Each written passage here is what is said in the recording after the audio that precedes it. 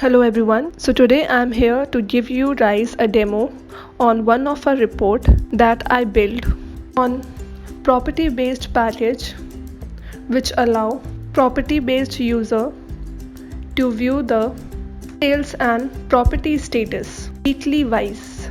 A property based user can select one week and then user can view details and development of that week. We have got any sale or UI or any other thing which is related to that development field, which is clearly stated in our report. Let me quickly show that report to you. This is our user interface which initially looked like. Here is the option for selecting the week. We click on the Monday because our client demanded Monday as a starting week, and here is the weekly result, yearly result for sales target and settlement target, current year target, and the total available stock is also included in this report. So let me quickly show you our data. I am selecting 1 as a date to get more data on it. Here is the report, and this is responsible offices, and this is a state. If a property based user have multiple office in a single state, see QLD is a state, and Melbourne and Gold Coast are the locations which are holding 2 projects.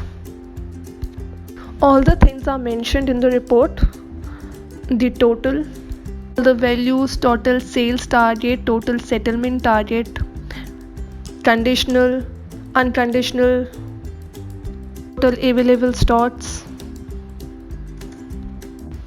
These are all the things which are mapped with the property based package. Our client also demand to include office location wise and state location wise report. Also hold 6 beautiful tabs for that. Here is the comparison. You can compare the past year sale and current year sale with the negative and positive scenario.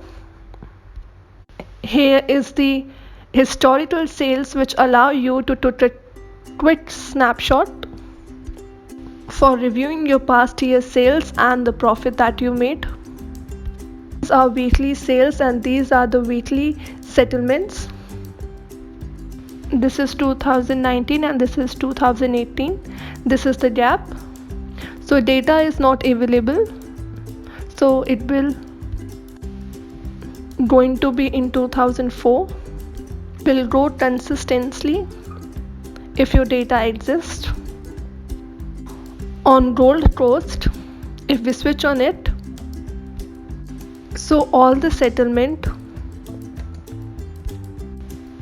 development with that week of time, it will automatically hold all the values in the UI.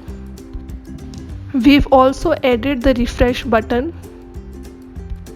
If you think that the data is not uploading correctly, then use a refresh button.